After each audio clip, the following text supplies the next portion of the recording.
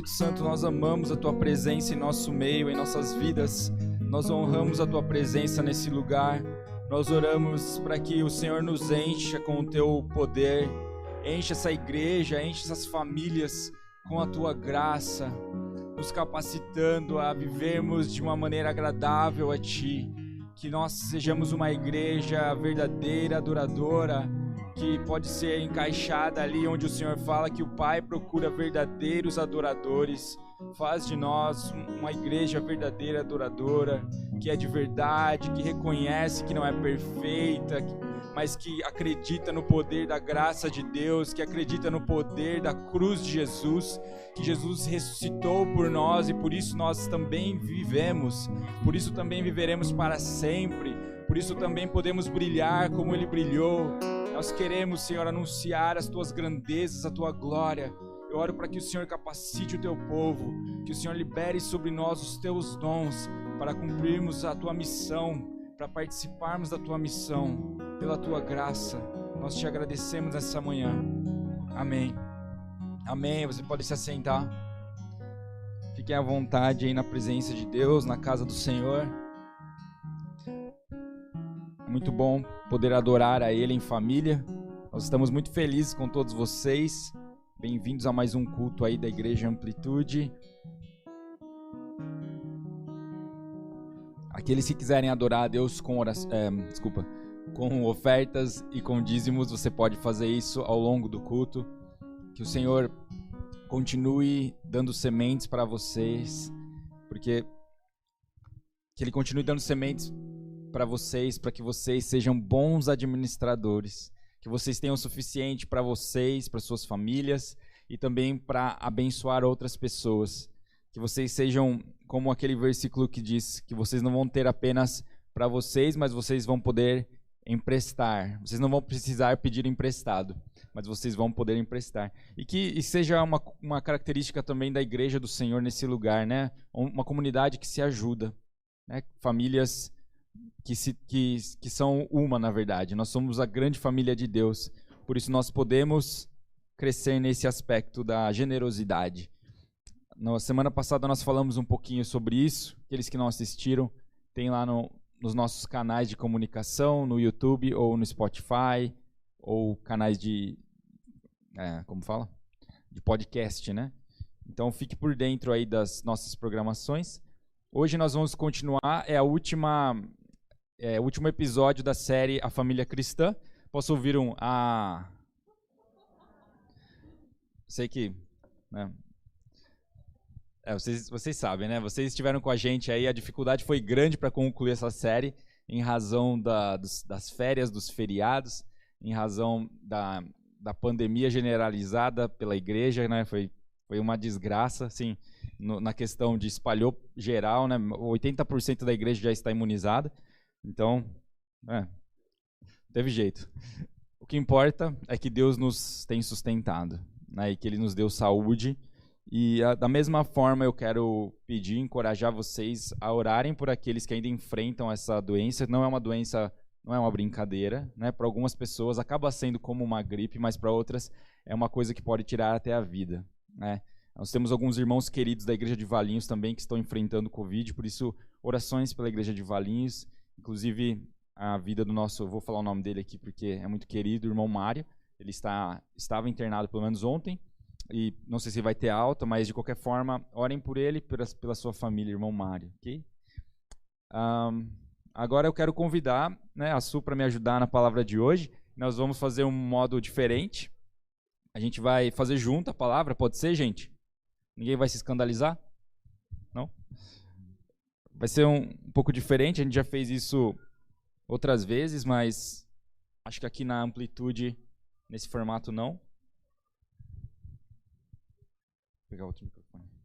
A gente vai falar sobre a educação cristã e a família cristã. E a gente, por caminhar juntos, né, há 10 anos como pai, como marido e mulher e com filhos, a gente quer falar um pouquinho sobre esse assunto juntos, tá? Quando a gente estava programando, a gente falou, vai ser uma ideia legal, porque ela tem um monte de ideia na cabeça dela, e como mulher e homem, a gente tem as nossas diferenças, certo? Quando sabe o que eu estou falando? Que Deus fez a gente diferente, né?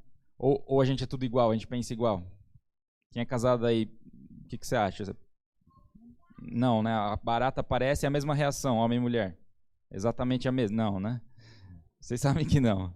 Deus nos deu identidades diferentes por seus motivos, né? Ele nos fez complementares um ao outro, para servirmos um ao outro, para sermos um reflexo, como a gente tem falado nas últimas semanas, da triunidade de Deus, onde Pai serve Espírito, Espírito serve Jesus, um ama o outro, um honra o outro, e a família acaba sendo isso, um ambiente onde eu honro Sui, Sui me honra, onde eu sirvo ela, ela me serve. E a gente quer juntos agora falar um pouco sobre o nosso papel como pais. Como eu disse no início, se você ainda não é pai, isso pode se aplicar também no ambiente de discipulado, né, e no ambiente até de autoeducação. Todos nós estamos aprendendo algo, estamos crescendo na vida cristã, por isso esses princípios também podem ser aplicados e vocês vão entender já o porquê. Eu vou pegar meu esboço, você quer começar? Fala oi, tchau. Tudo bem? Bom dia, Thalita. Vocês estão me ouvindo? Sim? A gente vai falar hoje sobre a educação cristã, né? A educação, na verdade, dos filhos. E a gente vai usar, eu, pelo menos, a minha parte, vou usar 2 versículos principais. Mas antes de começar, eu queria falar com vocês sobre os pais de antigamente, né? Os pais cristãos, principalmente, de antigamente. Eu ouvi essa semana a história de algumas mulheres que chegaram no Brasil como missionárias com seus maridos, né? Lá no final do século XIX, começo do século XX. E ouvindo sobre essas mulheres cristãs, elas têm frases muito fortes. Teve uma delas que disse assim: eu prefiro perder os meus filhos, ver os meus filhos mortos, do que vê-los esfriando no amor pelo Senhor. E outras mulheres ela tinha 9 filhos, essa mulher, e foi uma mulher muito atuante na missão no Brasil, né, no começo do movimento protestante no Brasil. E tem um outro filme que eu vi uma parte ontem que chama Cristiada, que é a história de quando os cristãos no México estavam sendo perseguidos pelo governo, em 1910. E quando eles pegavam o cristão tinha que falar morte a Cristo e vida ao governo federal. E tem um trecho de um menino, e aí eu parei de assistir, porque eu fiquei muito assim, impactada com aquilo. É um menino, ele deve ser um pouco mais velho que a Angelina, e ele é preso longe dos pais, né? Pegam ele no campo, e tudo que ele tem que fazer é dizer morte ao Cristo e vida ao governo federal. E o padrinho dele, que era uma pessoa influente naquele governo, vê ele sendo preso, e esse padrinho implora para o menino: é só você, são só palavras. Ele fala: é só você dizer. E ele fala: não, padrinho, viva Cristo Rei. E aí, na hora de enterrar, esse menino vai vivo para o cemitério, e os pais dele estão lá, a mãe dele está lá, e a mãe dele não fala absolutamente nada. Em nenhum momento ela fala para ele: nega Cristo, pelo amor de Deus, para você viver. Ela olha para o filho com muito carinho. Vou até chorar. E ele fala para ela: eu amo você. E aí ele fala: viva Cristo Rei. E essa mãe vê o filho sendo esfaqueado. Então, o que difere a nossa geração dessa geração de mães e pais? Eles amavam Jesus de verdade. E tudo que eles queriam para os filhos era que os filhos amassem a Cristo até a morte, se necessário. E isso faz toda a diferença na maneira que nós vamos educar os nossos filhos. Hoje, o que os pais da nossa geração querem? Que os filhos sejam bem-sucedidos, que eles tenham uma boa faculdade, que eles tenham muito dinheiro, que eles casem bem, que eles possam viajar e ter conforto. Isso que os pais cristãos querem hoje. Nós precisamos reavivar esse amor por Cristo nas nossas vidas e entender que os nossos filhos são dele. Os filhos dessa mulher que disse: eu prefiro ver os meus filhos mortos do que esfriando no amor por Cristo, ela perdeu 4 filhos. Mas os que sobreviveram, todos se tornaram grandes missionários. Mas para a gente hoje, se a gente vê um filho crescendo e indo para a vida missionária, para a gente é desprezo. Você fala, ai, coitado, vai ser missionário, né? Tinha que estudar, fazer carreira. Então, o que mudou? Por que as crianças mudaram? Porque nós mudamos. Nós, hoje, queremos outras coisas para os nossos filhos. E nós ensinamos os nossos filhos a lutar por aquilo que a gente quer, por aquilo que a gente enfia isso na cabeça deles, desde cedo. Será que eu ficaria parada vendo meu filho morrer? E quando o menino morre, o cara simplesmente chuta ele para a vala assim que eles cavaram e acabou. E aquela mãe muda, calada. Porque é melhor, acho que ela pensou, melhor o meu filho morto, mas entrando na eternidade com Jesus, do que eu ter o meu filho aqui amanhã e ele se perder. Ele viver envergonhado por aquilo que ele disse contra Deus. Nós precisamos ter essa coragem de criar filhos dessa maneira nesse mundo de hoje. E nós vamos falar sobre isso agora nessa pregação. Exato. Bom, o que a Bíblia fala então sobre educar filhos? Será que a Bíblia diz para os pais serem neutros no que diz respeito à fé? Deixa seu filho crescer e quando eles forem grandes eles vão escolher a religião que eles quiserem. É o que o humanismo fala, é o que na escola se fala. Mas a Bíblia não exatamente concorda com essa afirmativa. Lá no dicionário Michaelis, talvez você já viu ele, a definição para essa palavra educação vou falar duas aqui, é o processo que visa o desenvolvimento físico, intelectual e moral do ser humano.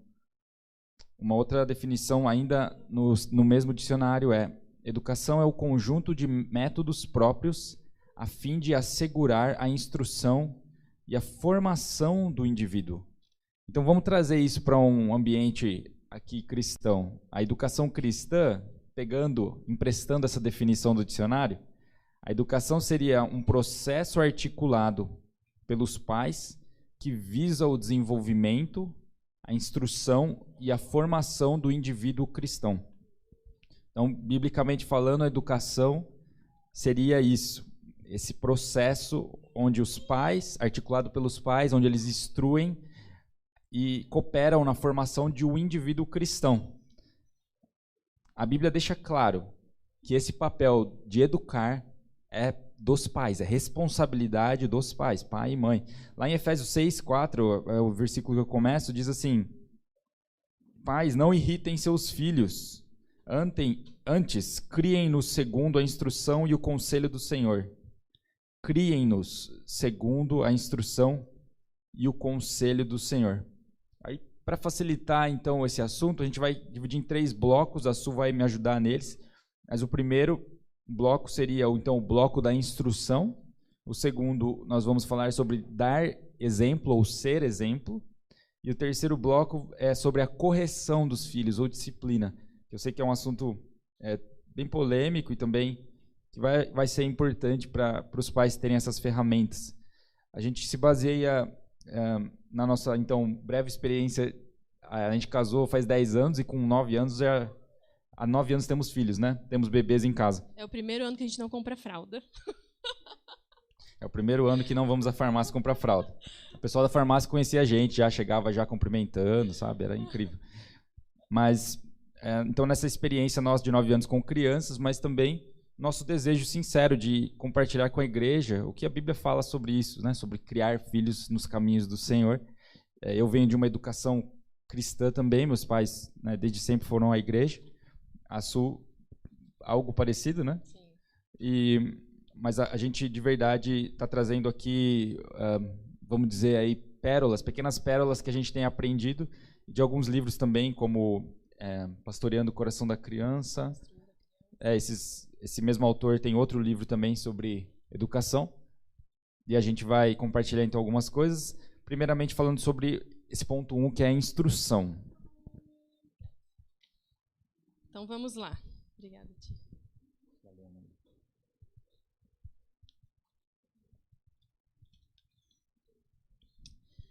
A gente vai falar primeiro, então, sobre a instrução, né? Pegando esse Provérbios 22, 6, que fala: ensina a criança no caminho que ela deve andar e ela jamais esquecerá dele. Esse ensino, essa instrução para um filho, o caminho que ele deve andar, você não dá igual você dá para uma pessoa que está pedindo direção na rua. Ah, você faz isso aqui, aquele faz o que eu falo, não faz o que eu faço, né? Não funciona. Você vai, vira à esquerda, vira à direita e é isso aí que você tem que fazer. A gente tem que andar junto com eles, né? Eles têm que ver a gente vivendo e andando por esse caminho e instruindo eles enquanto a vida acontece. E a gente vai usar como base um texto que está lá em Deuteronômio 6, quando Moisés está lembrando o povo sobre a lei, né, sobre os mandamentos. E lá, vamos ler lá em Deuteronômio 6, no versículo 4, fala assim: ouça, ó Israel, o Senhor, o nosso Deus, é o único Senhor. Ame o Senhor, o seu Deus, de todo o seu coração, de toda a sua alma e de todas as suas forças. Que todas essas palavras que hoje lhe ordeno estejam em seu coração. Então, Moisés começa instruindo aquele povo que estava ali, porque aqui nesse momento, Moisés estava lembrando com eles qual era o caminho. Qual era o caminho que eles tinham que andar? O caminho era amar a Deus de todo o coração. Ter o primeiro mandamento como direção para a vida deles. E esse povo entendia bem da lei. Eles estavam lá no deserto há muitos anos, vivendo naquela lei, praticando, ouvindo, aprendendo. Então, Moisés sabia que eles tinham condições de ensinar essa lei para os filhos. E aí ele continua no verso 6, no verso 7, ensine-as. Que todas essas palavras que hoje lhe ordeno estejam em seu coração. Ensine-as com persistência a seus filhos. Esse caminho que Israel estava trilhando era um caminho de longo prazo, né? De um futuro muito distante. A chegada deles estava longe. Não era só a questão de chegar em Canaã. Eles estavam chegando já. Por isso que Moisés relembra tudo que eles viveram naquele tempo de transição no deserto. Mas era uma questão até de viver aquilo que os profetas iam anunciar sobre o Messias, sobre a segunda vinda de Cristo. Era um caminho que o fim estava longe. E como o fim estava longe, Moisés ensina a eles: olha, vocês vão precisar passar esse ensino de geração em geração. Ele não levantou líderes no meio do povo para fazer isso. Olha, vamos criar aqui um ministério infantil para que as crianças sejam ensinadas sobre a lei.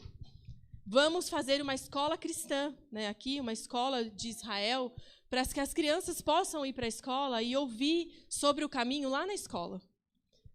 Ele disse para os pais: ensinem os seus filhos insistentemente sobre essa palavra. Então, de quem é a obrigação de ensinar os filhos a andar no caminho? Dos pais. Hoje a gente tem muita muleta, os pais hoje têm muita muleta. A gente tem a escola, né, que a gente larga a criança lá. Os meus filhos vão para a escola, eles ficam de manhã na escola. Eu não sou adepta ao homeschooling, como muita gente faz hoje, mas se você tiver essa paciência, vá com Deus, boa sorte. Deus te abençoe nisso. Tem muita ferramenta hoje para a mãe que quer fazer educação em casa, educação domiciliar. Mas, enfim, o que a gente faz com a escola daí? A gente pega a escola e coloca ela no nosso lugar. Aí, se a criança começa a apresentar falha de caráter, tá vendo? Está convivendo com o amiguinho da escola, por isso. Está convivendo com fulano de tal, é por isso que está com essa coisa aí. Sabia que o Ministério da Educação antes chamava Ministério da Instrução Pública? A escola instrui em matemática, português, geografia. A escola não educa ninguém. Não deve educar, porque quando tenta ainda faz errado, né? Isso chama doutrinação, isso é crime, não pode. Mas a gente, pais do século XXI, muito ocupados com tanta coisa acontecendo, né, na nossa vida, a gente dá graças a Deus pela escola, e quando a escola põe lá uma pessoa, uma pedagoga, uma psicóloga, né, para tratar das emoções do nosso filho, a gente acha lindo falar que a escola tem essa estrutura. Olha, a escola do meu filho tem um psicólogo lá. Nossa, não, que legal. A escola do meu filho está ensinando a escovar os dentes, ter higiene. E eu fico pensando, meu Deus, o que você está fazendo, então, se a escola está fazendo tudo isso pelo seu filho? Aí a gente tem a igreja, né, para ensinar o caminho para os nossos filhos. E a gente tem os professores do Ministério Infantil que ficam com os nossos filhos 20, 30 minutos na semana, e eles estão lá para ensinar o caminho para os nossos filhos. E se os nossos filhos começam a dar problema, a gente acha que a culpa é da igreja, né? Também a igreja não tem muita atividade para criança, né? Não tem escola bíblica de férias, não tem acampamento para criança, não tem não sei o que para criança. E aí a culpa é da igreja, porque não tem o tanto de atividade que precisa para instruir a criança no caminho. E hoje a gente quer chamar a atenção disso para vocês. Quando Moisés está enviando o povo para Canaã, ele fala para os pais: ensinem-as com persistência aos seus filhos. Converse sobre elas quando estiver sentado em casa, quando estiver andando pelo caminho, quando se deitar e quando se levantar. Amarre-as como um sinal nos braços e prenda-as na testa. Escreva-as na patente das portas da sua casa e em seus portões. Então, o que Moisés está falando? Não é só falar um pouquinho. Toda a vida de vocês, todo o comportamento familiar, todas as ambições familiares devem girar em torno de ensinar o caminho para as crianças. O que nós temos que fazer com os nossos filhos? Outro dia eu estava na sala de criança, não foi aqui, e eu vi, era perto do Natal, eles estavam falando sobre o Natal, e uma criança falou assim: minha mãe me ensinou que o Papai Noel é do diabo, ele foi inventado pelo diabo para tirar a atenção de Jesus durante o Natal. Eu fiquei pensando, meu Deus, imagina essa criança falando isso na escola. O que essa criança vai ser taxada do quê? A gente quer ensinar para os nossos filhos sermão pronto sobre coisas importantes da vida. Por exemplo, no Natal, é importantíssimo a gente ensinar o que ele representa. Mas esse sermão pronto, será que a criança entendeu de verdade o que Jesus fez, o nascimento de Jesus, por que ele nasceu, tudo que ele renunciou para vir ser aqui homem, né, como a gente? A gente quer que as nossas crianças tenham essas respostas evangélicas para as coisas, né? Quando, na verdade, a gente tem que ensinar as crianças a olharem para a realidade através da Bíblia. Outro dia, eu falo com os meus filhos sobre várias coisas e surgiu o assunto do aborto no carro. E a gente começou a falar sobre o aborto. E, claro, eu não entrei em pormenores, né, porque eles são muito novos. Mas a gente começou a falar sobre o aborto e eu tive a chance de ensinar para os meus filhos por que o aborto é errado. Porque nós somos imagem e semelhança de Deus. Todos os seres humanos são imagem e semelhança de Deus e têm valor. E aí foi muito legal, a conversa foi longe, a Angelina falando que quando ela for médica, ela vai falar para os médicos não fazerem aborto, né, e vai ensinar para eles por que não pode. E a gente tem que gastar tempo para desenvolver uma mente cristã, segundo a mente de Cristo na vida dos nossos filhos. E isso vai exigir que a gente esteja ali, observando o caráter deles, observando a realidade à nossa volta, apresentar o mal real que existe no mundo para os nossos filhos e dizer como igreja, como filho de Deus, como a gente olha para esse mal, como a gente reage a essas coisas. Precisamos fazer isso. E se você ensina as crianças a pensarem biblicamente, a entenderem o porquê das coisas, ela citou esse exemplo do Papai Noel, se a criança aprende, se ela entende, né, que o Papai Noel é vamos dizer, um mito, uma coisa que inventaram da cultura, faz parte da cultura. Então, eu preciso ensinar a ela que existe isso também. Existe essa narrativa, a gente chama. Existe essa narrativa. Agora, se a criança ignora isso simplesmente, porque o pai colocou ela numa bolha, a criança perde toda a relevância com a geração dela. Ela acaba sendo excluída. E o Papai Noel tem uma história real que você pode ensinar para os filhos. Foi um bispo, lá não sei quando, que defendeu o nome de Cristo, São Nicolau, e a partir daí surgiu o mito do Papai Noel. Então, ensina a verdade para eles, né? Esse é o Papai Noel.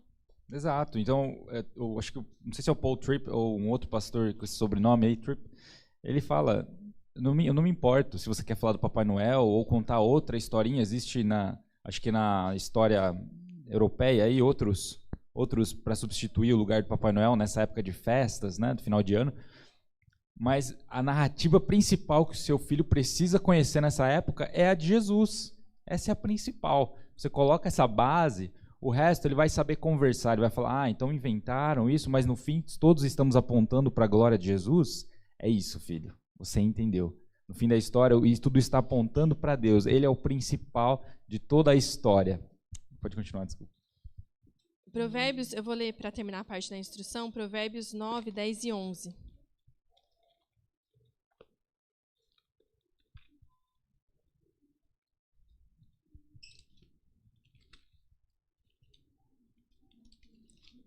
Fala assim, Provérbios 9, versículo 10.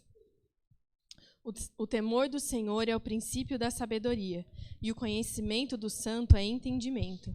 Pois por... Não, é 9, 10. Não, é só esse, gente. O temor do Senhor é o princípio da sabedoria, e o conhecimento do santo é entendimento. Então, qual que é o princípio da sabedoria? Estudar muito todos os dias, né? Ter aquele filho lá, nerd, que fica o dia inteiro no computador ou nos livros estudando. Os meus filhos têm horário de estudar, tá? Eu não sou contra estudo. Eles estão vivendo nesse mundo, eu vou prepará-los também para desfrutar o melhor que eles puderem aqui desse mundo. Então, à tarde, 3 dias por semana, eles têm meio período de aula, de estudar em casa. Mas o que vai dar sabedoria para os nossos filhos? O temor do Senhor. Porque quando eles entendem que Deus está em todos os lugares, mesmo quando eu não estou, eles vão ser sábios para optar pela coisa correta. E a opção ruim sempre vai estar lá na cabeça dos nossos filhos, assim como está na nossa até hoje. Até hoje você tem um diabinho e um anjinho, né? Diante das situações, falando, conta uma mentirinha, só para você sair ileso dessa, né? Tem sempre esse pensamento na nossa cabeça.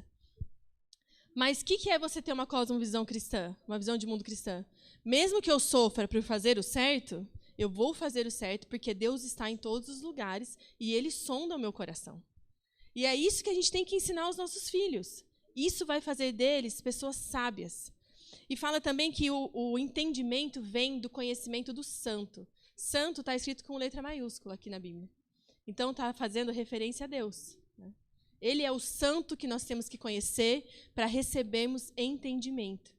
Então, nós temos que ensinar os nossos filhos a conhecer a Deus, passar tempo com Deus, entender a importância de viver diante de Deus, porque isso dá para a gente entendimento. Assim eu concluo o tema da instrução. E aí a gente vai para o tema do exemplo. Posso ir? Correto, pode ir. Como que a gente faz tudo isso, então? Essa instrução, esse entendimento? Como que a gente está transferindo para os nossos filhos um conhecimento que eles não têm? E a gente vai falar um pouco sobre isso na parte da correção. Porque, às vezes, a gente corrige a criança como se ela já tivesse 50 anos de vida e já soubesse tudo que é certo e que é errado, né? Mas eles não sabem. Então, a gente precisa ter essa percepção.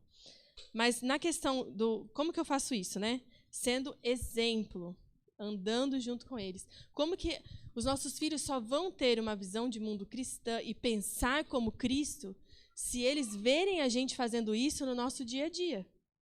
Outro dia eu estava assistindo um desenho com os meus filhos que chama Daniel o Tigre.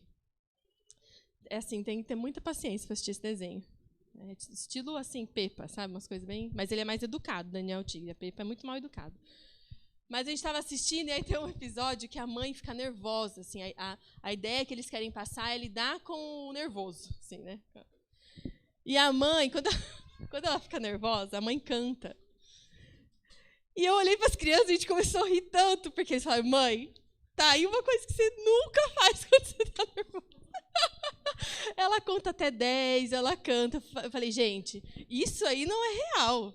Primeiro que eles não são nem gente, eles são tigre. Né? Já começa aí. E segundo, que nenhuma mãe nesse mundo vai cantar quando está nervosa. Se alguém faz isso, gente, parabéns. Eu quero ser igual a vocês quando eu crescer. Mas quando eu estou nervosa, eu preciso moldar o meu desejo pecaminoso de sair gritando com todo mundo e batendo em todo mundo e socando a porta.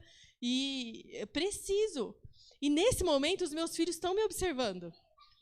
Cadê o fruto do Espírito, né? Que a gente diz tem que... Outro dia, eu até estou segurando essa lição. Estou com uma folhinha lá de Gálatas para ensinar os meus filhos os frutos do Espírito. Mas antes eu preciso dar uma melhorada aqui. Senão eles vão falar, mãe, mas você esse aqui, acho que caiu do seu pé esse fruto aqui. Então, é sendo exemplo, né? Eles precisam ver a gente vivendo em submissão a Cristo. Como a gente lida com o tempo. Que tempo Deus tem na sua vida? A gente quer que os nossos filhos orem, né? e fiquem lá lendo a Bíblia, a gente quer. Mas a gente mesmo não faz. Então, onde está Deus na administração do nosso tempo hoje? Não está, às vezes, em lugar nenhum. Mas a gente quer que o nosso filho seja uma criança de oração, uma criança que tem interesse em ler a Bíblia. Isso é mágica, gente. Não vai acontecer, porque o principal professor deles não faz.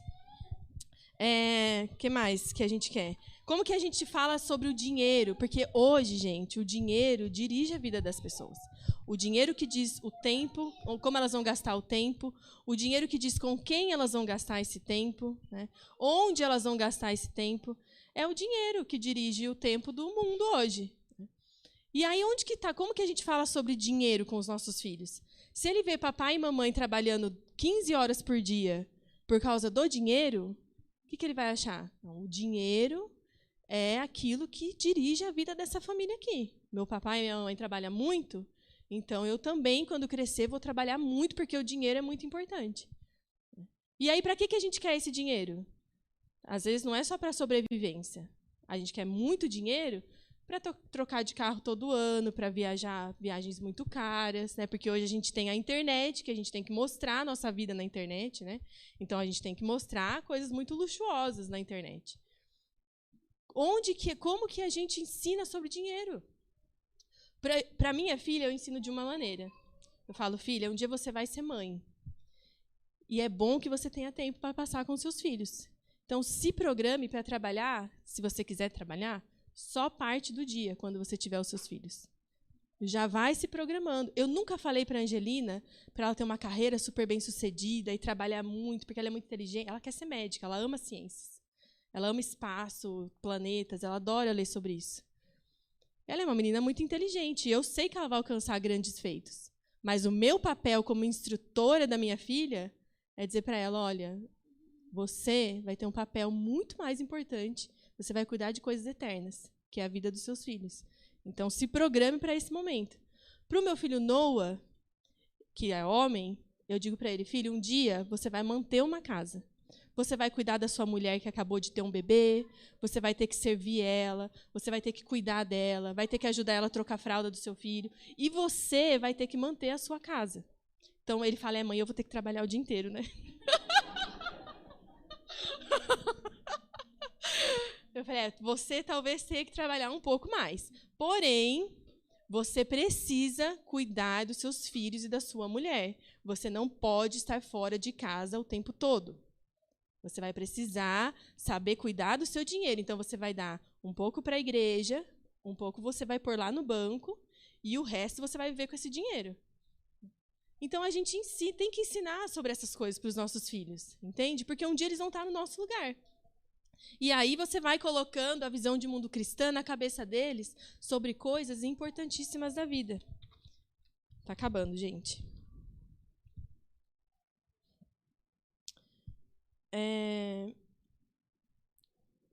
E aí, entrando no assunto que o Eric vai falar, a questão... A gente tem também que mostrar espiritualidade para os nossos filhos, né? No momento de dificuldade. A gente estava procurando casa aqui em Vinhedo e não achava. Não estava achando, tudo muito caro aqui, gente. Vocês são tudo ricos, né? Para morar aqui nessa cidade. Pelo amor de Deus. E a gente não estava conseguindo achar. E aí, no nosso culto familiar, a gente falava, o que vocês querem pedir para Deus? E aí, eles falavam o que eles queriam. E a gente fala, olha, a gente, como família, nós precisamos de uma casa em Vinhedo. Então, vamos pedir para Deus preparar uma casa para a gente. E a gente orava juntos sobre as necessidades da nossa família, né? E isso vai ensinando para eles a depender de Deus para todas as coisas.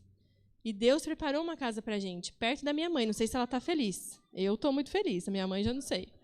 Ela falou que vai arrumar um emprego, então acho que ela não gostou muito. Mas a gente vai precisar de muita ajuda nesse momento. Vamos aumentar os cultos, a igreja está crescendo. Então, Deus sabe de todas as coisas. E Ele colocou a gente num lugar que nós vamos ter ajuda. E ensinamos os nossos filhos a orar por isso. E a questão de como a gente fala com os nossos filhos. A autoridade, a gente acha que porque a gente é pai e mãe, eles olham para a gente como autoridade, ponto. Mas família não é uma ditadura, né? E também não é uma democracia, viu, gente? E nem é comunismo também. Deu para um, tem que dar para os três. Não, lá em casa a gente dá para quem está precisando. Os outros 2 esperam. Né? Então, a gente tem que, sim, inspirar os nossos filhos a olharem para a gente como autoridade. Não, se o meu pai falou, é o que eu tenho que fazer. Porque eles vão crescer. E aí, se a gente não conquistou isso, eles vão buscar conselho em outro lugar. Eles não vão olhar. Vai chegar um momento da vida que eles não vão mais ter que fazer o que a gente fala. Mas eu quero que, nesse momento, meus filhos voltem para a minha casa e me digam: mãe, o que você acha que eu devo fazer? Qual o seu conselho? Eu quero ouvir a opinião de vocês. E que ele considere as nossas opiniões, por respeito, por honra, por ver que nós fomos pessoas que instruímos eles no bom caminho. E aí agora a parte do Eric. Ainda falando desse ponto da Sui, de ser exemplo, acho que todo cristão sente esse peso, essa responsa, né, de ser exemplo para alguém, para um irmão da igreja, como a Su disse também ao longo do primeiro ponto. Não adianta a gente falar, faz isso, sendo que eu não faço, sendo que eu não sou exemplo. Isso é um cristão mentiroso, né, um cristão religioso. É só a lataria de cristão, mas o coração dele está longe de Deus. E Deus quer que a gente seja de verdade. Nesse ponto de dar exemplo, 2 coisas. A primeira é, pais, a responsabilidade de educar os filhos não é só das mães, é nossa também. Deus nos dá esse legado, esse chamado. Vocês precisam inculcar os princípios de Deus na cabeça deles. Vocês precisam ensinar o bom caminho. Então, eu compreendo que na nossa cultura o pai acaba trabalhando, às vezes, mais tempo fora. Então, ele se ausenta mais da presença dos filhos. Mas em nenhum lugar a Bíblia fala que, ok, então você pode ter menos responsabilidade. Jesus não abençoa esse formato que nós criamos. Nós precisamos participar desse processo de educar. Então, chega em casa, saber como é que foi o dia, saber quais são os atritos que aconteceram, os conflitos que a mãe teve com os filhos, isso é importante. Então, a gente não pode fingir, já que eu trago o leão morto para casa, né, a caçada, quer dizer, o leão não, né, já que eu mato um leão por dia, a gente fala, já que eu trouxe o alimento ou a maior parte do salário, em alguns casos, isso não te dá o direito de falar, eu não preciso educar. Precisa sim. É o único formato que funciona, pais ensinando filhos. E assim eles vão ter uma revelação maior até mesmo da paternidade de Deus, através dos pais. E ainda falando de uma maneira prática agora, ser exemplo ou dar exemplo, no dia a dia, como a gente pode instruir nossos filhos? A gente vai dar a sugestão de um culto familiar, que é um ambiente onde você mostra para o filho que Deus é importante para a família, que Deus é importante para os pais, o tempo com Deus. E essa estratégia é uma estratégia aí que perdura gerações, né? Deuteronômio 6 é isso. Pais, como que você leu o versículo? Ensina a palavra. Ensina essa palavra com persistência, que as palavras da minha boca estejam em seu coração. Foi a instrução de Deus para o povo de Israel, que essas palavras estejam no seu coração. Portanto, uma dica prática seria essa, ter pelo menos um culto por semana familiar, onde vocês centralizam Jesus, onde vocês leem a Bíblia juntos, né, os pais preparam um assunto, para que a criança veja que é prioridade para vocês as coisas de Deus. E falando da nossa correria, mas eu tenho uma vida muito corrida, eu faço não sei quantas horas por dia de trabalho, tem curso disso, curso daquilo. Percebe que a gente arruma tempo para aquilo que a gente acha importante? Quantos sabem o que eu estou falando? Né? Você tem que fazer inglês, então vai fazer, nem que for meia-noite, vai fazer, moleque. Né?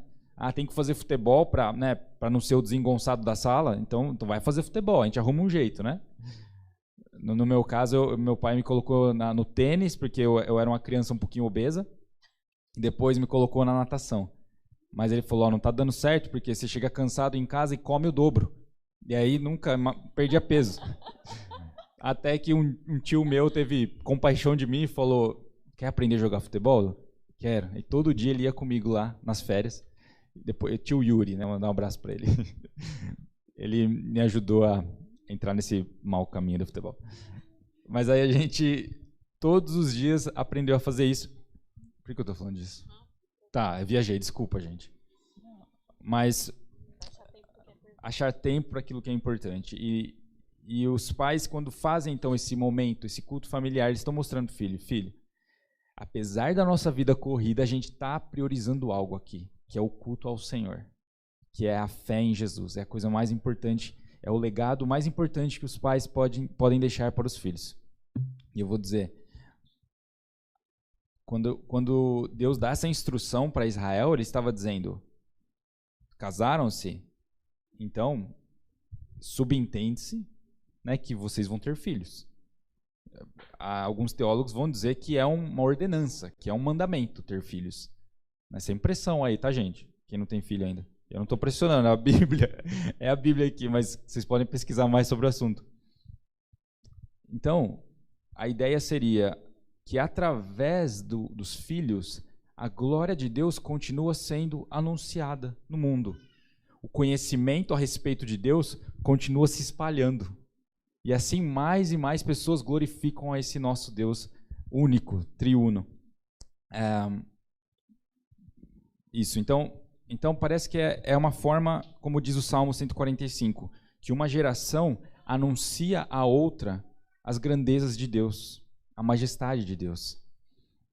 Dar o exemplo, esse é para finalizar o ponto da Su, e entrando no último ponto agora, que é mais sobre a correção, ela também vai me ajudar nisso.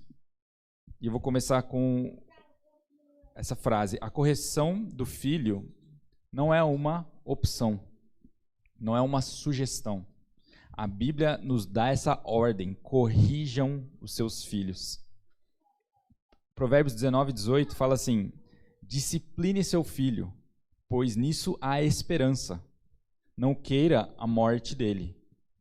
Olha a seriedade desse provérbio. Discipline o seu filho, pois nisso há esperança. Fazendo um jogo de palavras. Se eu não disciplinar, acaba-se a esperança. Não tem esperança para a criança. Vai ser alguém distante da vontade de Deus. Ainda um outro provérbio que fala bastante sobre esse assunto. 29:15 diz: a vara da correção dá sabedoria, mas a criança entregue a si mesma envergonha a sua mãe. A vara da correção dá sabedoria, mas a criança entregue a si mesma envergonha a sua mãe. Essa palavra vara é bem tranquila, né? Assim, sem polêmica a respeito disso. Existe bastante debate sobre isso, né? Sobre castigar com vara ou não, ou com força física, e talvez a gente pode analisar um pouquinho melhor sobre esse assunto. Mas a continuação do versículo é: a criança entregue a si mesma envergonha sua mãe. Se não há correção, os filhos vão constranger os pais. Os filhos vão constranger os pais na escola, na reunião, sabe aquela reunião da escola? Quando o professor começa a falar: olha, né, cadê o pai do Luizinho? E aí você não sabe se levanta a mão ou se... E geralmente é reclamação. Mas se tiver correção, você não vai ser constrangido tanto. Porque as crianças não são perfeitas. Mas esse provérbio 29:15, que fala da vara da correção, a gente está falando aqui da correção física, né? Da correção na prática, considerando que você já conversou, já instruiu, já explicou. E aí vai aumentando a intensidade a correção. Como a Su falou, as crianças não são adultos. E a gente tem essa mania. A gente quer que eles façam as coisas no nosso ritmo. Então a gente acorda, às vezes, em cima da hora, né, e a criança está lá, ou subindo o degrau, subindo a escada, ou devagar no banheiro, né? E você já está acostumado, você já tem, né, seus 20, seus 30, seus 40, você já é um marmanjo. Então você já cansou, né? Você penteia o cabelo em 2 minutos, escova o dente em 1, alguns não escovam, mas a gente faz muito rápido as coisas, né? E a gente quer que a criança acompanhe, mas ela não é adulta. Por isso ela vai, às vezes, nos chatear. A educação consiste nesse processo de constante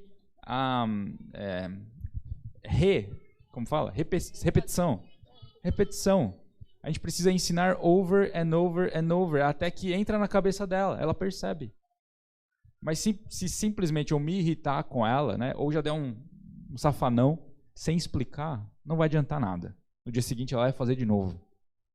Então, a gente precisa mostrar para eles qual é a nossa urgência, ou qual é a importância de ser mais rápido, talvez no café da manhã, né, de sair mais rápido de casa para ninguém se prejudicar. Então, a vara da correção entra em ação nesse momento. Seria o uso de uma força física, né, e qualquer força física que os pais usam em relação aos filhos já é uma força física, né, que impacta, sim ou não? Eles são muito mais vulneráveis, né? Eles são frágeis para os pais, né? Por exemplo, o Rodrigão. É o tamanho da criança. Brincadeira. Mas as crianças são vulneráveis em relação aos pais. Por isso, quando fala vara aqui, não está dizendo que você precisa descer o sarrafo. Não é isso. Quando a gente vai corrigir, a gente tem que lembrar de uma coisa. Nós somos ali, para eles, uma imagem do que Deus Pai é para nós. Como Deus Pai nos corrige? Deus Pai já chega, né, cortando emprego, já chega, né, mandando os salteadores para sua casa, leva seu carro embora e fala, prende aí agora, ô jumento. É assim que Deus nos corrige? Não mesmo. Deus nos corrige com amor. Deus nos corrige com misericórdia, com compaixão. E eu sei que parece filosófico isso, mas eu vejo a tensão na hora da correção. Eu também sou carne e osso, eu sei que tem horas que dá vontade simplesmente de dar aquela pancada no filho e já resolve logo. Mas eu preciso me lembrar de corrigir com o caráter de Jesus. E de me colocar na posição também, eu vou falar isso mais daqui a pouco, mas eu me coloco também na posição dele. Eu também não sou perfeito diante de Deus. Eu também sou passível de correção pelo meu Senhor. Eu também sou passível de correção, às vezes, pelo irmão na fé mais velho, ou que me discipula. Eu sou passível, eu estou sujeito a errar. E como eu gostaria de ser corrigido? Assim nós devemos corrigir nossos filhos, com amor, com o caráter de Deus. Às vezes a gente corrige o filho para o nosso próprio bem, né? A gente só quer que ele fique quieto, né? A gente só quer que ele faça o que a gente está mandando e ponto. A gente não corrige o filho para ensinar ele a pensar sobre a coisa. E as mães que trabalham fora, eu já trabalhei fora quando eu tinha a Angelina. E eu chegava em casa muito cansada mesmo. E eu parei de trabalhar, ela tinha 2 anos e meio, eu quase praticamente não senti tanto, assim. Mas o problema da nossa vida hoje, essa correria que o Eric falou, é que a mãe que trabalha fora e o pai também usa o trabalho como desculpa para ser preguiçoso em casa. Não, agora eu estou muito cansado, não vou ter essa conversa, a criança está fazendo bagunça, você só fica gritando ou batendo. Não ensina a criança a pensar. A gente está corrigindo os nossos filhos para o bem deles, não para o nosso bem. Porque para o meu bem, eu dou um tapa, a criança vai parar, vai sentar, não vai entender nada, mas ela vai parar de me incomodar. A gente não quer mais lidar com as demandas que os nossos filhos trazem para a gente. E isso se reflete muito na hora da correção. Você bate sem pensar, você bate sem explicar, ou põe de castigo sem falar nada. Eu não sou muito de colocar as crianças de castigo, eu sou mais a favor da vara mesmo.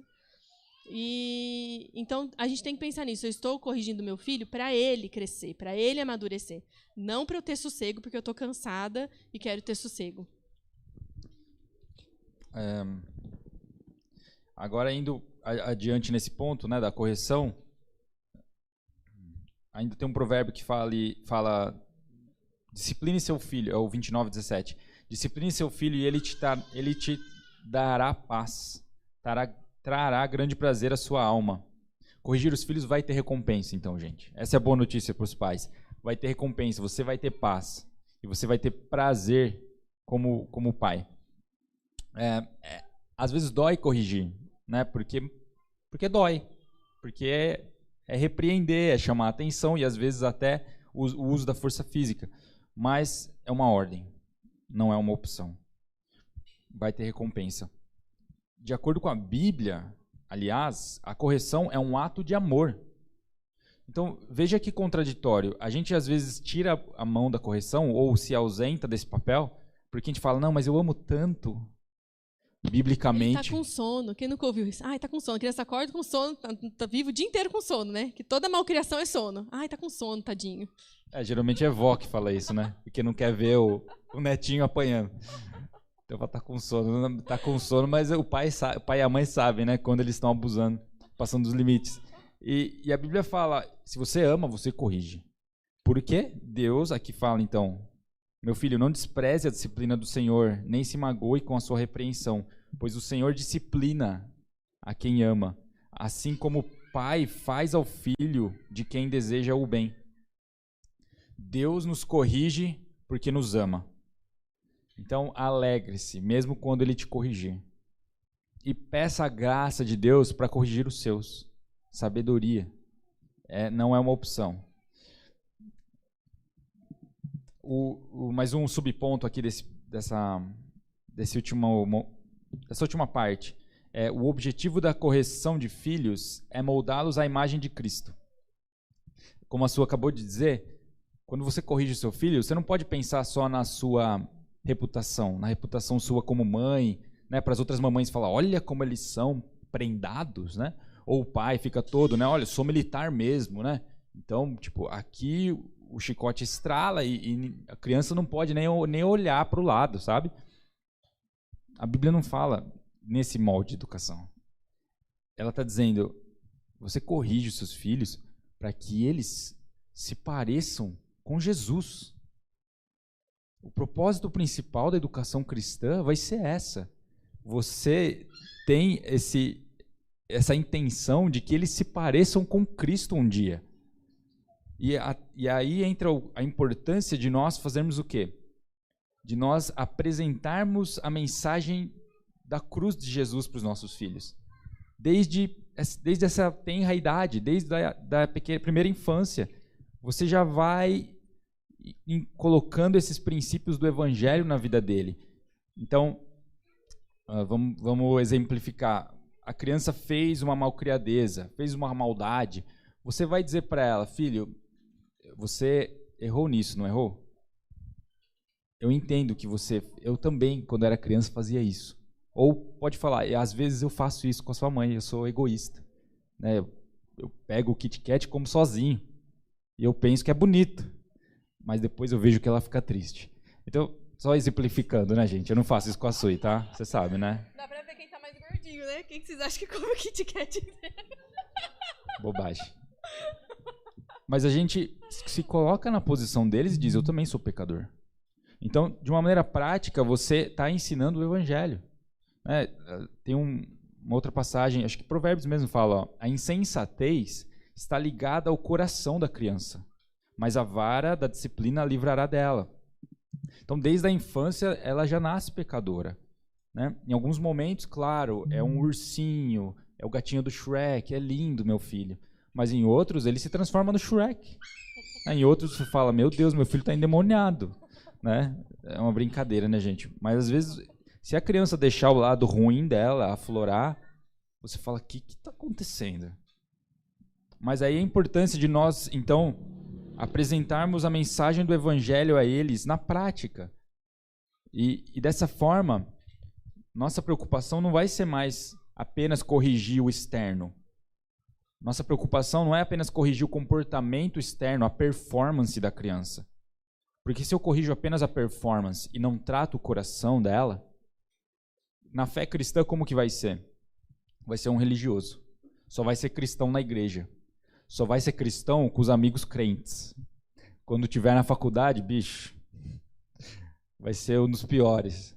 Agora, se eu ensino o coração, então ela vai ser de verdade onde ela for, ela vai ser luz. E essa é a importância de nós ensinarmos, então, a mentalidade cristã, a palavra de Deus, a cosmovisão bíblica. Vamos lá, está acabando agora. Então, na prática, a correção é essa, você instrui, você explica, você entende que ele está numa fase diferente de você, e se mesmo assim, após você ter instruído, seu filho desobedece, é necessário correção. Às vezes uma correção, numa conversa sincera, já resolve. Às vezes não. Não deixe de corrigir. Corrija. A Bíblia sugere, então, esse uso da vara, a gente já falou sobre isso. Agora, falando de uma maneira mais, assim, médica, tá? Um tapinha no famoso bumbum, né, nas nádegas, que é uma região que tem ali um pouco de mais musculatura, né, ou até tecido adiposo, não vai fazer mal para a criança, gente. Vocês que corrigem sabem ou que já foram corrigidos, né? Tem uns que já ainda lembram, né, das marcas da guerra. Vocês sabem que se um tapinha ali tem um valor simbólico também. Eu tenho um filho que é mais apegado no sentido emotivo, e quando ele é corrigido, ele fica triste na hora. E só de você encostar assim nele, ele já fecha a cara, porque ele percebe que alguma coisa ali no relacionamento entre educador e filho foi quebrado. Ele fala, alguma coisa não está bem aqui. Por que meu pai tá fazendo isso para mim? Ele não faz. Então, esse tapa tem um valor simbólico, mas lógico, em alguns casos, às vezes a intensidade precisa aumentar. E é o que a Bíblia nos dá direito de fazer, ok? Você quer falar? Vou dar 2 exemplos que aconteceram lá em casa. O mais novo, vocês sabem, né, que ele é diferentão, né? É bem diferentão. Acho que Deus falou, vou pôr um fogo nessa casa, tá muito sossegada essa casa aí. E ele é mais sanguíneo. E ele tá com uma mania feia de mostrar a língua agora. E cuspir, sabe, assim, mostrar a língua, fazendo careta. E eu já conversei com ele mais de uma vez. Falei, filho, não pode fazer isso, a pessoa fica triste, expliquei, tal. Ele continua fazendo. Agora, toda vez que ele faz, ele apanha. E ele tem apanhado menos, ele ainda faz. Mas antes ele apanhava todo dia, agora ele apanha 1, 2 vezes por semana, já está intercalando. E eu não bato assim de espancar, e agora você vai ficar aqui pensando no que você fez e não sei o quê. Se ele está brincando, eu tiro ele, eu falo, agora você vai apanhar, porque você fez o que eu disse que é errado, já te expliquei. Dou um tapa forte no bumbum dele. Outro dia o Eric estava corrigindo, ele falou, tá bom, papai, pode bater no meu bumbum. Eu nem ia bater nele, eu só ia conversar, eu só ia instruir, sabe? Eu tava no nível 1, ele já queria o nível 3. Ele mais apanhou, porque ele é o mais agitado, né? Ele é fogo. E aí eu bato nele e falo, abraço ele, não bato nos meus filhos e abandono lá, chorando aos prantos, né? Depois eu abraço e falo, olha, a mamãe já te explicou que isso não pode fazer, é errado. E toda vez que você fizer, você vai apanhar. Entendeu? Sim, então agora você pode brincar. Pronto. E ele tem apanhado menos, vai chegar uma hora que não vai apanhar mais. Eu já não bato mais na Angelina e no Noah. Porque já entenderam que eu tenho autoridade, o Eric tem autoridade, e o que a gente diz tem que ser cumprido. O Matias ainda está na fase de absorver algumas coisas, né? E outra coisa que aconteceu ontem, um deles ficou muito no celular, e eu sou muito contra isso. Só que eu tive que sair, aí a minha mãe estava me ajudando, e não dá pra gente cuidar, controlar tudo o tempo todo, né? Culpa do Martim. Tadinho, o Martim só ajuda, coitado. Não, o meu personal, como fala? Recriador de festas é o vô. E aí eu conversei. Quando eu cheguei, esse filho que ficou muito no celular estava irritado, não podia falar nada para ele, que ele estava nervoso. Aí eu chamei, e esse que eu vou falar para vocês é verdade. Eu falei, olha, saiu uma notícia que essa geração sua é a primeira geração que vai ser mais pobre que os pais e menos inteligente que os pais. É ciência, comprovado. Por quê? Sabe por quê? Porque enquanto as gerações passadas gastavam o tempo usando a criatividade, desenhando, pintando, estudando, lendo, olhando para a natureza, explorando, a sua fica com o nariz enfiado nesse celular. Não importa se você está vendo vídeo educativo, o que você está fazendo. Não importa. Isso está roubando a sua inteligência. E aí conversei, aí essa criança, depois, no fim do dia, me apresentou um desenho lindo, todo em alto relevo, assim. Falei, tá vendo? Não precisei bater, mas tem idade que eles já sabem reconhecer os fatos, né? Eu falei, olha, isso é ciência. Se você for nesse caminho, você vai ser mais pobre do que a gente e menos inteligente do que a gente. E culpa de quem também, gente, essas pesquisas? Dos pais, né? Porque os pais de antes não tinham essa. Vai estudar, vai sentar e vai estudar. Vai fazer o caderno caprichado. Não vai ficar gastando tempo com bobagem. Vai trabalhar desde cedo. A nossa geração não podia já, só com 16. Né? Pode ficar caçando Pokémon na rua com aqueles joguinhos. Mas trabalhar não pode. Sofrido para a criança. Outro dia postaram o vídeo de um engraxate, uma criança que estava engraxando o sapato para ajudar a família. Nossa, direitos humanos caiu matando em cima da criança. Agora, os montes que estão lá na Cracolândia, cadê os direitos humanos para falar alguma coisa? O trabalho é bom para o homem, é bom, dá dignidade. Então, a gente tem que conversar com os nossos filhos e saber quando aplicar a correção com a vara e não ter preguiça também de ter essas conversas que vão exigir mais tempo. Sim, percebam que conforme a criança cresce, e você corrige, eles vão precisar ser corrigidos cada vez menos, porque eles vão aprendendo, né? Eles incorporam os bons princípios. Teve um episódio recente, só esse que eu vou falar, a Su gosta de contar a história, né? Esse meu filho mais novo, eu estava de Covid, né? Então, jogado as migalhas assim lá em casa, no sofá, e com o meu celular tentando ler alguma coisa. De repente as crianças todas, né, animadas ali, brincando, e o Matias, citei o nome, pegou a laranja, né, que eles estavam brincando, e saiu correndo. E os dois, não, Matias, o que você vai fazer com essa laranja, né? Que o Matias, assim, tem uma força descomunal. Ele ia jogar na TV, ia jogar não sei aonde, né, aquela laranja. E todo mundo tentando segurar a laranja, e eu deitado, não vendo o que estava acontecendo, ignorando aquele furacão na minha casa. Pai consegue ignorar, né? A gente já não consegue, né? Eu já tava lá, meu Deus, o que vai ser com essa laranja? Aí, de repente, eu só sinto algo voar assim na minha direção, meu celular voa da minha mão e no meu colo cai uma laranja, assim. Eu olho isso, eu fiquei enfurecido, levantei rápido e usei a expressão errada. Eu falei, o que é isso? Mas com essa intensidade. E o Matias olha, trava e diz, uma laranja. Aí naquela hora eu ia corrigir, eu falei, não dá. É muito fofo esse menino, a gente começou a dar risada, né?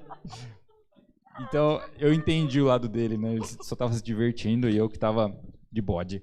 Mas para terminar, na prática, os conselhos, na hora de corrigir mesmo a Vera, propriamente dita, correção, o autor ainda sugere diálogo, lembrar do diálogo em vez do monólogo.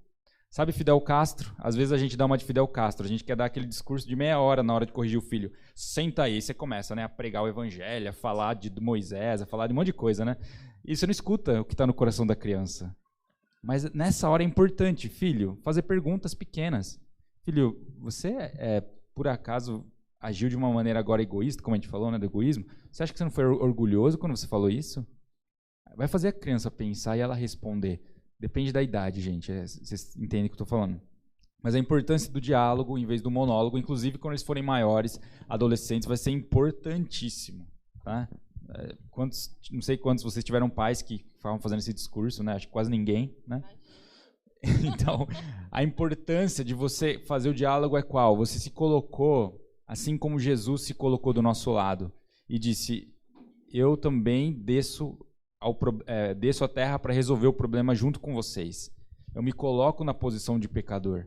Né? Ele, apesar de viver uma vida sem pecados nessa terra, ele tomou os nossos pecados sobre ele, nos dizendo, olha, eu me coloco na condição de vocês, para ensinar vocês o quê? Que é possível viver uma vida agradável a Deus, uma vida piedosa, uma vida que adora o Senhor. E nesses momentos de correção, então, aponte para Jesus e finalmente diga, olha, filho, talvez para você é difícil dividir esse salgadinho, esse carrinho, mas peça para Deus te ajudar. Deus, me ajuda a compartilhar. Você coloca esses princípios. E quando ele for maior, ele for crescendo, ele vai falar, somente com a ajuda de Deus eu consigo vencer a carne. E quando Deus se revelar a eles num grande dia, eles vão falar, somente crendo em Jesus eu posso ter salvação. Não existe uma forma, não é a minha boa performance que me salva. E o seu filho, então, vai ter na prática o evangelho, e Deus vai se apresentar, e ele já ouviu tanto a mensagem do evangelho, que ele simplesmente crê e é salvo. Quantos desejam ter filhos salvos, uma família salva? Então a gente precisa lembrar disso, que a gente corrige porque a gente deseja ver Jesus na vida deles. A gente deseja que eles tenham acesso à salvação. E antes de se perguntar como você tem agido com os seus filhos, se pergunte sobre o seu próprio coração.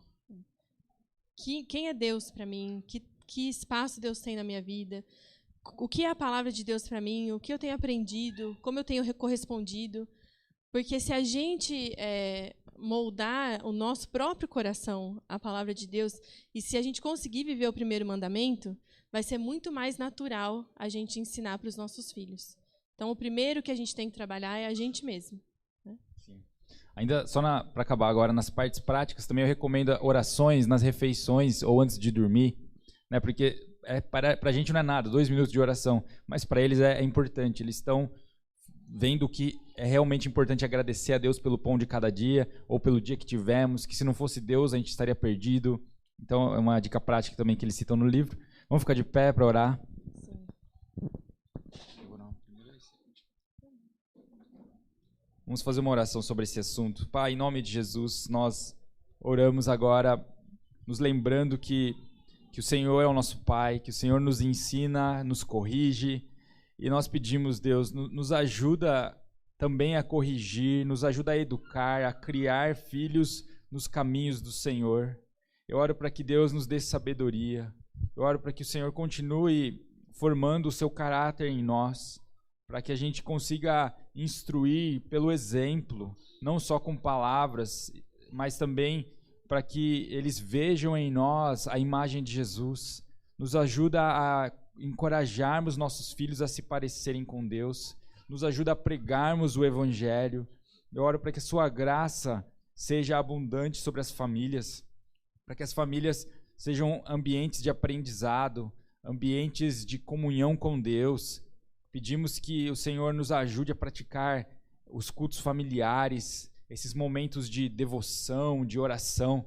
Eu oro para que o Espírito Santo nos incomode, que seja algo que vem de Deus e não apenas de fora. Nós queremos que os nossos filhos não sejam religiosos, que pensam que a performance deles vai salvá-los, mas que o Senhor nos dê coração como o de Jesus, nos dê paixão pela palavra de Deus, que os pensamentos de Deus guiem nossas vidas, que as palavras de Deus sejam mesmo esse alimento agradável a nós e aquilo que temos de mais importante, a fé em nosso Deus. Em nome de Jesus. Senhor, eu oro pelos casamentos, Pai, da nossa igreja. Senhor, eu oro para que o Senhor nos ajude a viver um relacionamento que dá glória a Ti, Senhor. Em harmonia, Senhor, cada um vivendo o papel que o Senhor determinou, Pai. Que o Senhor abençoe os lares através dessa obediência à Tua palavra, Senhor, por parte das esposas e dos maridos, Pai. Que a gente tenha como uma grande busca, Senhor, trazer para a nossa casa o primeiro mandamento, tornar esse primeiro mandamento vivo, Senhor, nos nossos lares. Que o Senhor nos dê graça, Senhor, para viver isso primeiramente. Que o Senhor nos traga, Senhor, a consciência, aquilo que nós precisamos melhorar, aquilo que nós podemos corresponder mais com o Senhor, Pai. Som do nosso coração nessa manhã. Não deixa a gente sair da mesma maneira, com a mesma rotina, com as mesmas práticas, Pai. Som do nosso coração. Nos aponta, Senhor, aquilo que precisa ser reestruturado na nossa vida, para que a nossa casa receba essa herança de obediência, de temor e de amor à Tua presença, Pai. Nós queremos honrar a Tua presença nos nossos lares de uma forma genuína e verdadeira. Que o Senhor abençoe a nossa semana, o nosso convívio familiar, o nosso trabalho, as questões que nós temos que enfrentar essa semana, Pai, que o Senhor vá à nossa frente, nos dê direção, estratégia, livramento, e que o Senhor use essa igreja, Pai, cada família dessa igreja, para glorificar o Teu nome, aonde quer que eles forem. Em nome de Jesus. Amém. Boa semana. Se vocês quiserem tirar dúvidas sobre esse assunto, pode falar com a gente. Se você precisar de oração, a gente vai estar aqui na frente, tá bom? Boa semana. Graça do Senhor Jesus Cristo, o amor de Deus e a comunhão do Espírito Santo seja com todos vocês. Boa semana.